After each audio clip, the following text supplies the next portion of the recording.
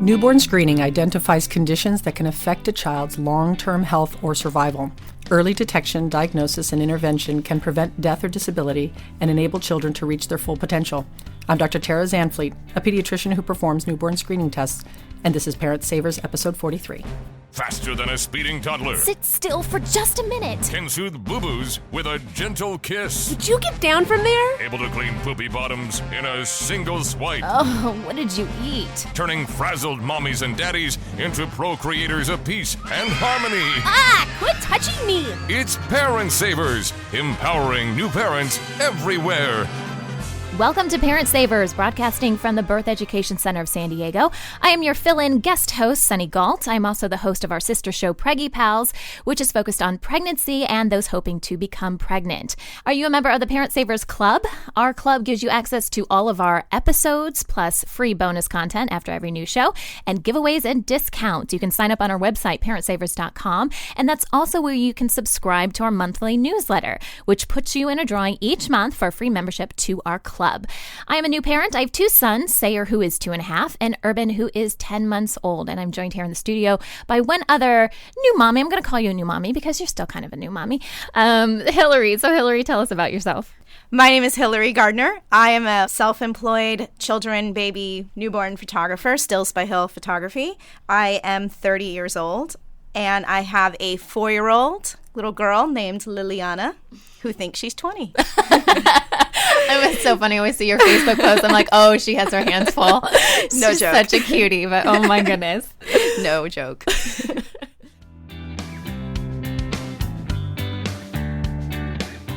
All right, here is a headline that is making rounds around the internet, and I just could not believe it when I read this. Okay, get this.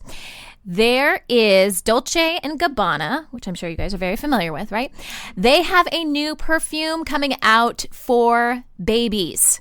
It is designed for babies. It is a new citrus, melon, and honey fragrance, and it's supposed to be sold for 28 euros, which I have not done the math. It's probably ridiculously expensive. It isn't like twice as much in euros or whatever. And, you know, again, it's focused on babies, like 1-year-olds. I'm just wondering what your guys' thoughts are on that. Do babies need perfume? Doesn't everybody love the new baby smell, baby smell? My first question when I hear that is, what is in it? Why does a baby need that? Because it's sprayed and it's going to be into their skin. It says the perfume will be unisex. It won't contain alcohol, so it's not supposed to irritate the baby's skin. And 50 milliliter bottles is what it's going to be sold in. I'm going to say negatory. I'd say negatory on that too. I just worry, kids are sensory sponges. I mean, they're supposed to be smelling flowers at this age. They're supposed to be smelling dirt, the world after a rain. All these things go into their brain and they help make the brain develop better. I don't know what the brain will develop on, with perfume. That's a really good point. Yeah. That's crazy. Yeah. I just think it's nuts. So I thought it was crazy too, but then consider this. Now, if you use fragrance-free stuff on your kids, and this may not apply to you, but I have baby lotions that are scented like special nighttime stuff that's supposed to make them sleep better and blah, blah, blah. And that has a fragrance in it. So is it so weird if we're already putting fragrances on our babies? But see, if you're using a lotion, you're using that for their skin. So it's an added benefit. But if you're just putting a perfume on them for the heck of it, why? Yeah. Do you know what I mean? Yeah. I mean, spray it around their diaper pail. We don't need to spray that. I don't know. I buy everything that's fragrance-free, any additives. I'm like... Right. So this, I would be like, oh, heck no. I'd probably post it on Facebook and be like, what are they thinking? Actually, I did. I posted this on the Parent Savers page, so you guys should go comment on it. All of our listeners should go comment on it and give us your thoughts because it is coming to market. Okay, today on Parent Savers, we have Dr. Tara Zanfleet, and she is a pediatrician right here in San Diego. So welcome to the show. I'm going to call you Dr. Z because I like that. That's what I like. Dr. Z. Okay, we are talking about newborn screening tests today. Let's just dive into this. So what are newborn screenings, and what are we trying to accomplish here? Well, the newborn screening is a blood test that we do on babies within the first week of life. And what we're trying to do is find these really rare, really devastating diseases early so we can actually intervene and prevent some of the horrible complications like mental retardation, seizures, and death. These are diseases that within 1 month of life, before you even see the pediatrician in the office for their 2-month visit, your baby could already be seriously mentally retarded or have seizures. Most of the time with these diseases, they would come to the intensive care unit at about 2 weeks of life, and it was already too late to do anything. Wow. So we're trying to find it within the first week of life, really, to intervene. And a lot of these diseases, the food is the problem, and the food is breast milk. And so we need to find those babies that can't drink breast milk. Oh, Those poor babies. I know, it's awful. I have friends who have gone through this and have had to, their dream was to breastfeed. Yeah. And Yeah. then their baby has all these problems and they have to spend ridiculous amounts of money every month on specialized formula. right. And it breaks my heart, but Oh my goodness. Okay. their heart too. So if we can find these diseases earlier, we can treat them earlier, and therefore they can overall be healthier. That's the idea. Exactly. They had an actual 2 kids in 2003 in California. Weirdly, they had the same name, but first name anyway. And one was born in a hospital that was doing screens. One was born in a hospital that was not. The reason was it was an experimental part of, they were trying to figure out if they should add it in. Mm-hmm. The one who was found within the week changed diets and is perfectly fine today. The other one wasn't found until about a month later. Pediatrician picked up, and these are hard for pediatricians to pick up. These are not normal diseases. Yeah. We get tested on them like every 7 years just to remind us they are out there. Right. And if you're lucky, you'll see one in your career. Okay. So he picked it up, but the mental retardation was already there, and he was already crippled. He can't walk. Oh, no. Yeah, 1 month old, and they couldn't do anything. Now it won't progress. He won't die. Yeah. But so that's an example right there of the intervention, changing the diet within a week of life. Normal kid, not as normal kid. Right. Yeah. Now, are these things that we can't test for, like, prenatally? Because that's a whole other separate set of tests and everything, obviously. You can get a genetic test for most of these as a mother, pregnant mom, or even a going to be pregnant mom. Any woman who wants to, any man who wants to, can get a genetic test. They can run expensive. They can run for one of the basic prenatal screenings, $350 for a full extensive, over $1,000. But you can find if you're a carrier. That only tells if you are. Okay. Almost all these diseases are recessive, which means dad's got to contribute a gene and mom's got to contribute a gene. Okay. And so you can tell if, I guess, both of you, mom and dad, could both get tested. And if you guys both tested clear, there's really not much of a reason. There are a couple of diseases that are not genetic. And so, the screening would be good for that. Right. But other than that, you can get a test as a parent. Okay. And who determines what goes on this list? There is a panel Okay. of, and I believe there are doctors, public health specialists, masters of public health, and many of them are dual. So they're masters of public health and they're physicians. And they kind of go through. And the interesting thing is I'm not sure exactly what the name of the panel is in California, but they actually have criteria. There are 4 criteria that they go for. The disease has to be severe, right? The disease has to be easily identifiable with a test that is reliable. Okay. It's got to have an intervention that will make a difference. Because why test it just to know? Kind of no point of that, right? Right. So you got to have an intervention like diet or a medication that will make a difference. And then you've got to know the natural course of the disease. Because if you don't know what the disease does, why test for it? Right. If you know it causes death, that's a good reason to test for it. Right. Okay. Makes sense. And then how often do they change up these lists? Oh, God, sometimes yearly. Really? They keep you guys on your toes. I know, totally. They have a core group. The first one was PKU. Yes, phenylketonuria. That was the very first one. On every diet soda can you ever see, it says phenylketonurics. This product contains phenylalanine. Okay, that's why they're telling you is because these kids cannot drink any diet sodas. No NutraSweet whatsoever. Oh, okay. Because it has that amino acid in it. Okay. But that's been on there since the early 60s. That was the first one. Then in the 70s, they added a few others. 80s, a couple more. 1995 to 2000, lot of them got put in because they invented a new way to test things. So they put in a whole bunch. And I think last year they added an infection, toxoplasmosis, and makes the pediatrician's life a lot easier. Because I remember, in the hospital, when a baby was born, that first day, we're looking for all that. We're looking for toxo. This is the one where this is why pregnant ladies are not allowed to change the kitty litter.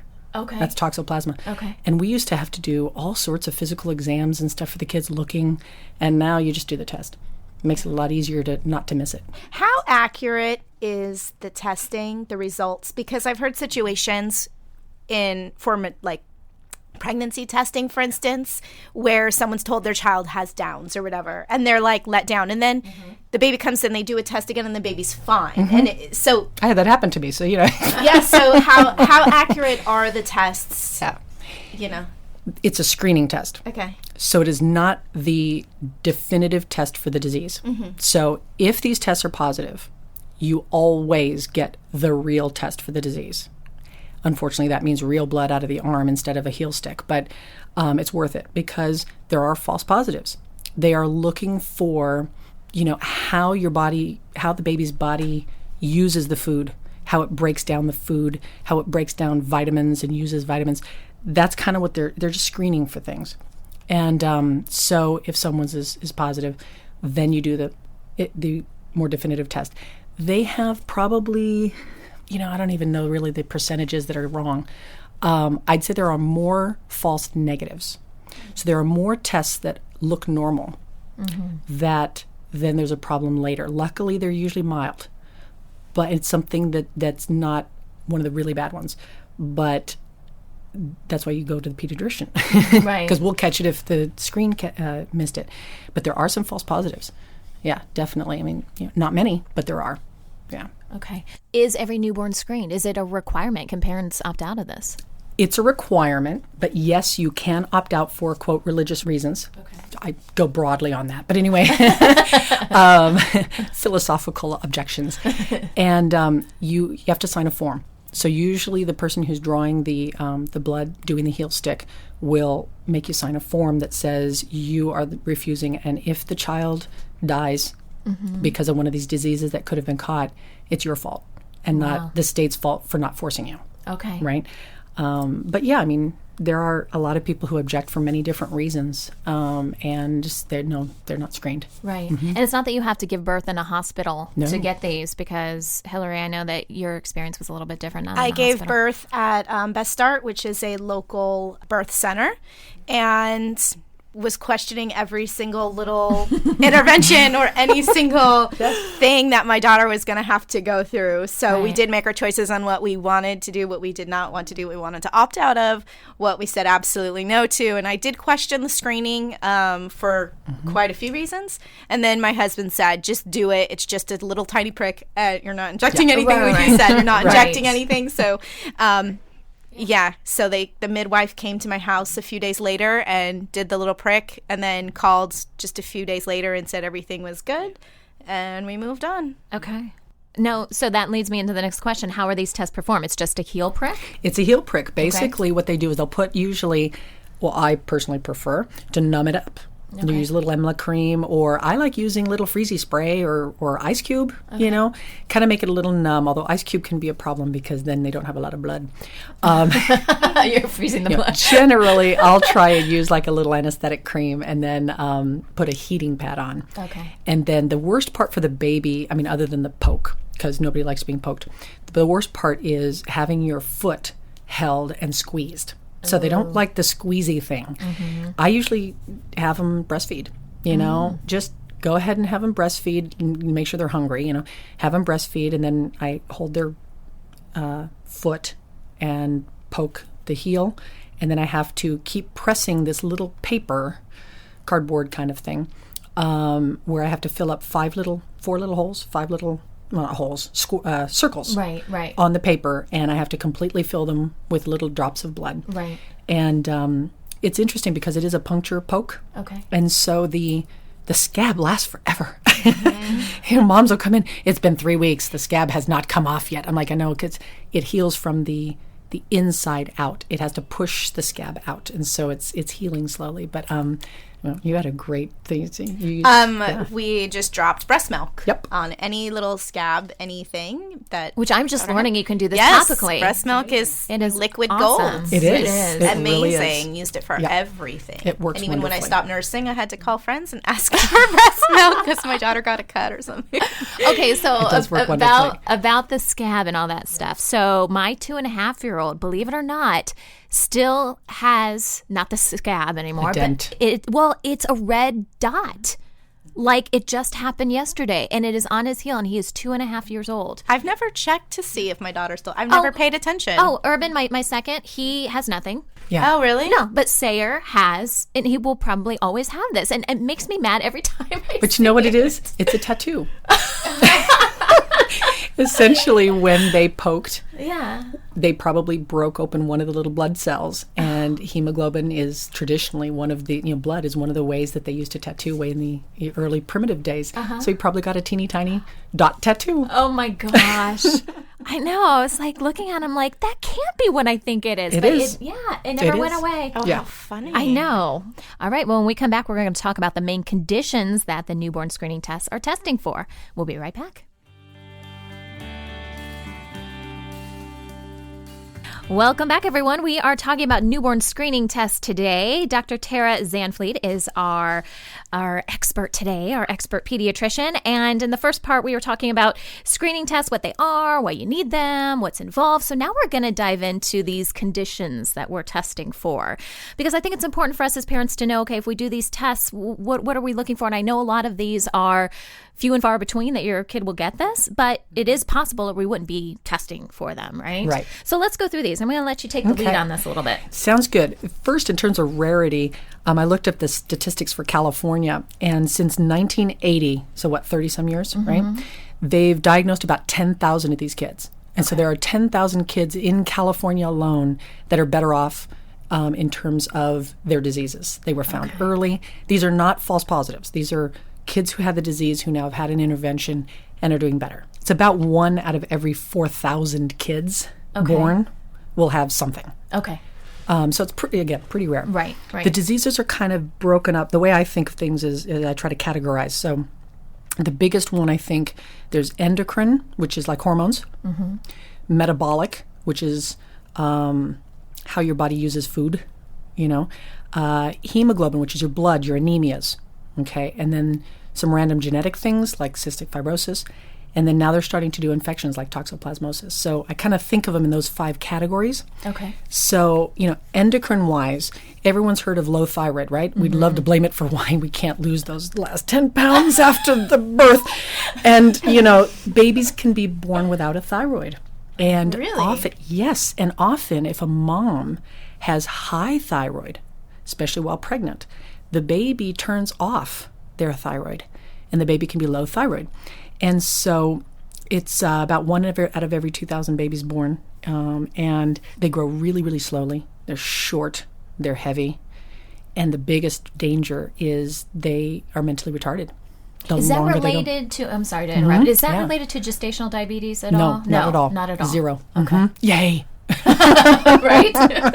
And there's no real blame in any of these Right, diseases, by right. the way. There's nothing you can do in pregnancy to prevent them. Okay. There's nothing you can eat. There's no supplement you can have that will prevent these. If your baby's going to be born without a thyroid, Yeah, it's born it without a just thyroid. is what it is. So It if is the what it baby's is. born without a thyroid, like one of my cousins had to have her thyroid removed, so she has to be Yes. on medicine for the rest of her Rest life. of her life. So is that That's right. the baby's going to have to be on medicine for the rest of their life? Yes. Holy bananas. Yeah, I know. I Wow. know. But with the medicine, you're just replacing the hormone they don't have. Yeah, you just take a pill. The kids will crush it and stick it in a liquid. They do really well with it, and they can have normal intelligence.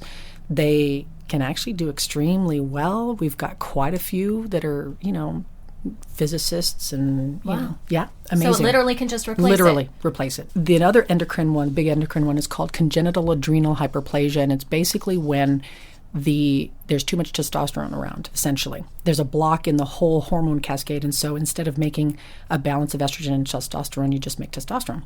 And so girl babies get teeny tiny penises, and it's really traumatic to them. Wow. That you can't prevent because you can't diagnose it in pregnancy generally. Maybe if you had, chorionic villi sampling, but pretty much you don't know till they're born. And then you're like, what the heck? It's very traumatic. But one of the big keys of it is there's a subset of kids, girls that do not keep salt in their body. And so they have seizures and they can die very quickly. So usually by 8 days of life, they die. And so, if it's the full on, there are partials where you can have 2 or 3 or 4 months old and they're just not doing well, but they can die within 8 days of life. And you completely fine with the salt stuff if you give them, actually weird, a steroid. So they're on steroids the rest of their life, but it's a different type. It's not that kind of steroid. But, right. So that one is important. Metabolic diseases is the other big category. There are hundreds of bizarre diseases. Like biotinidase deficiency is vitamin B. Your B vitamins, your B complex. Right. What if you couldn't use that? What if you can't use your vitamin B? What happens to your body? You feel like dirt, basically. But you get hearing loss. You become with vision problems. You don't have depth perception, things like that. And they can die eventually, although usually not. They just are very slow and they just don't do well. Diarrhea and they don't gain weight. So that's one. There are a bunch like that where you can't use vitamins. The most traditional one is called the phenylketonuria, which is, don't drink Diet Coke. But the thing we don't realize is so they have PKU. I just won't give them any NutraSweet, except that there's phenylalanine in breast milk. So the babies cannot drink breast milk. And again, they can die from not being able to, metabolize that. And so you've got to catch them within 1 month. Within a month, get them off breast milk, get them off all milk, and they've got to have a really special, expensive, of course, formula for them. And they do fine, beautiful, intelligent kids, normal, if they can have the right diet. And that's why, of course, they have the warnings on the cans. Right. Another one is galactosemia. Galactose is one of the sugars in milk, and they have to break it down into the basic sugars, glucose and fructose and stuff, and they can't do that. So they end up with major diarrhea because they can't absorb it. And again, they cannot have milk. And most of them will die by 1 month. Another one that I love the name, maple syrup urine disease. Yes, indeed, the urine smells like maple syrup. It could it's smell like you're in worse Vermont, stuff, really. Yeah, really, it could. It could. It could. Like actually, asparagus pee. Well, no, I know, right? There's also a sweaty sock urine disease. Nuh-uh. They never mention that one, but it smells like sweaty socks. Literally, Who names this stuff? I know. It's very technical. I know, right? This is a real medical You went term. to college for this. This is what I would That's name right. things There's that people would $100,000 know. of student debt Got to my learn. to learn this. But yeah, it smells like Vermont in your baby's diaper. It's just, And yeah, they get seizures, mental retardation, death again. There's another one that's splitting fat, medium chain acyl-CoA dehydrogenase deficiency, MCAD.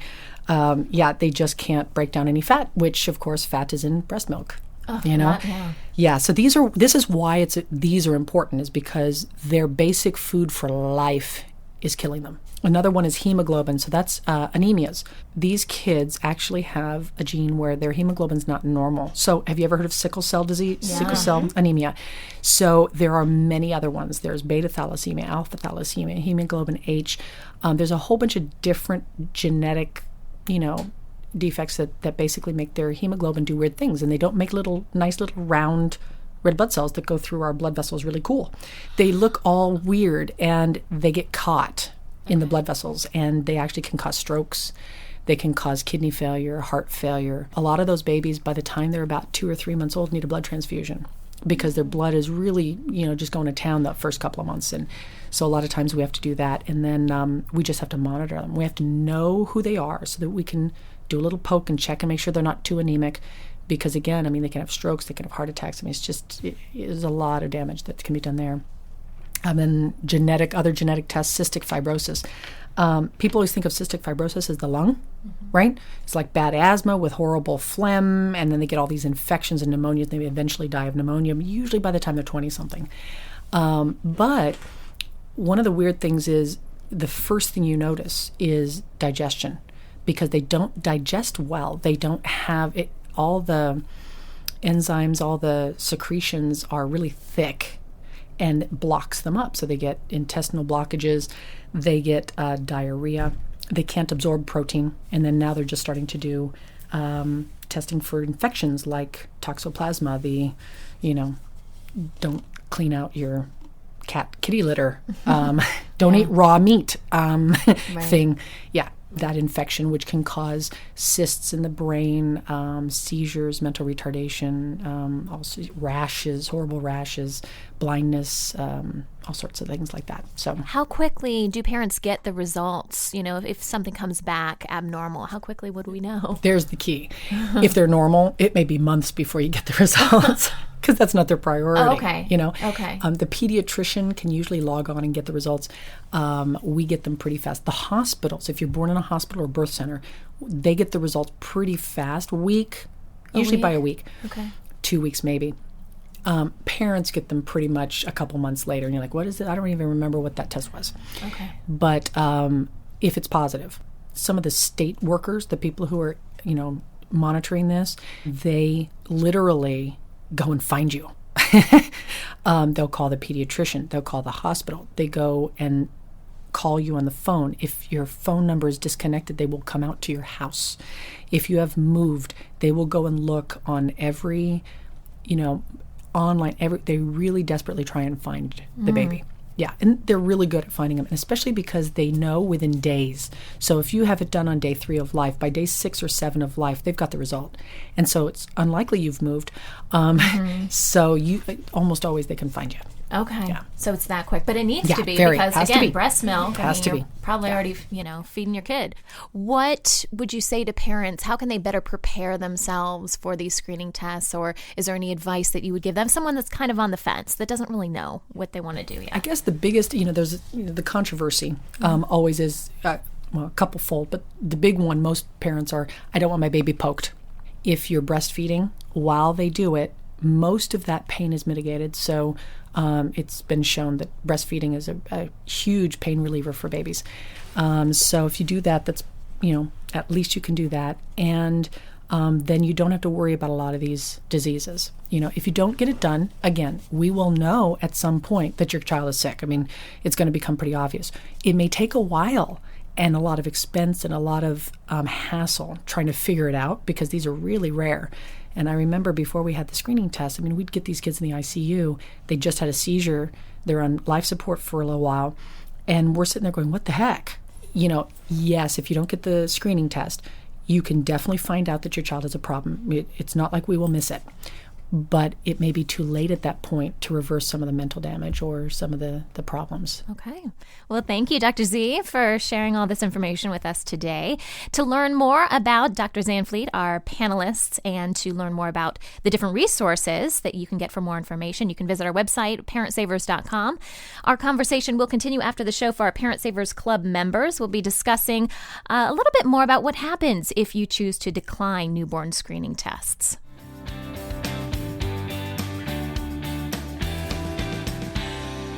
Before we wrap up today's episode, here's Amy Sorter with some environmentally friendly parenting tips. Hello, Parent Savers. I'm Amy Sorter, ecopreneur and co-founder of EcoSavvyMoms.com, where you can find information for your family on going green, saving money, and looking great doing it. Today, we're going to talk about ways you can clean your home the natural way and stop using harmful, toxic chemical cleaners. As soon as I became pregnant, I realized how important it was to detox and green my home, cleaning supplies, not only for myself, but for my baby and my growing family. It was so important to me, and I really didn't want any of those harmful chemicals coming in contact with my precious little ones.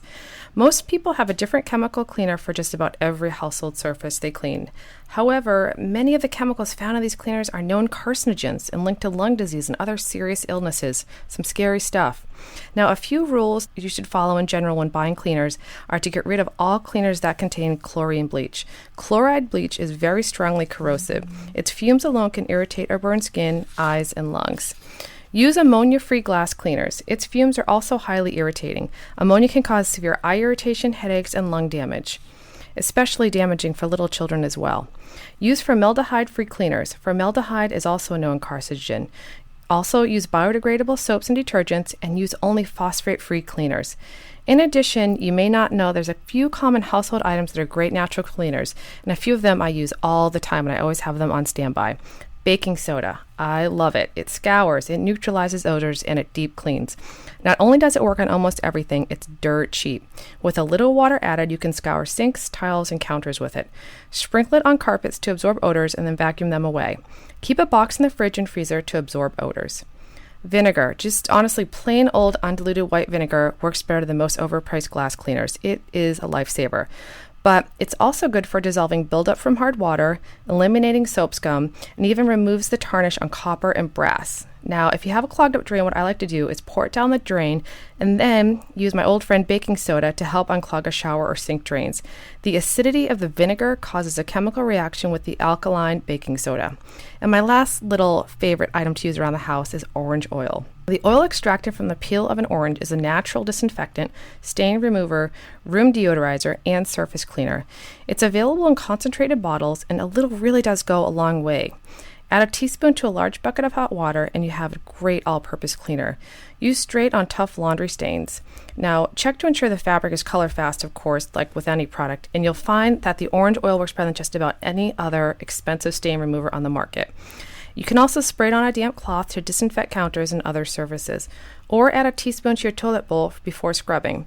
I know it's a bit pricier than the other natural options, but lasts for months and it's a fantastic investment. For more information on green cleaning products and some non-toxic make-at-home cleaning recipes, visit www.ecosavvymoms.com or visit us on facebook.com/ecosavvymoms, and don't forget to make it a green day. Thanks for listening to today's episode. Don't forget to check out our sister show, Preggy Pals, which is all about pregnancy, and The Boo Group, which is all about breastfeeding. Next week, we're talking about misbehaving toddlers and what to do to get them back on track. This is Parent Savers, empowering new parents. This has been a New Mommy Media production. The information and material contained in this episode are presented for educational purposes only. Statements and opinions expressed in this episode are not necessarily those of New Mommy Media and should not be considered facts. While such information and materials are believed to be accurate, it is not intended to replace or substitute for professional medical advice or care, and should not be used for diagnosing or treating healthcare problem or disease or prescribing any medication. If you have questions or concerns regarding your physical or mental health or the health of your baby, please seek assistance from a qualified healthcare provider. Hey mamas, don't forget to check out Mighty Moms. It's our online community built for new moms just like you. Not only can you connect with other moms, but you can also join us backstage for special mom-only online events. And you'll also be notified when we're recording so you can join us as a special guest. Visit our website, newmommymedia.com, and click on the Mighty Moms banner. It's free. That's newmommymedia.com. See you there.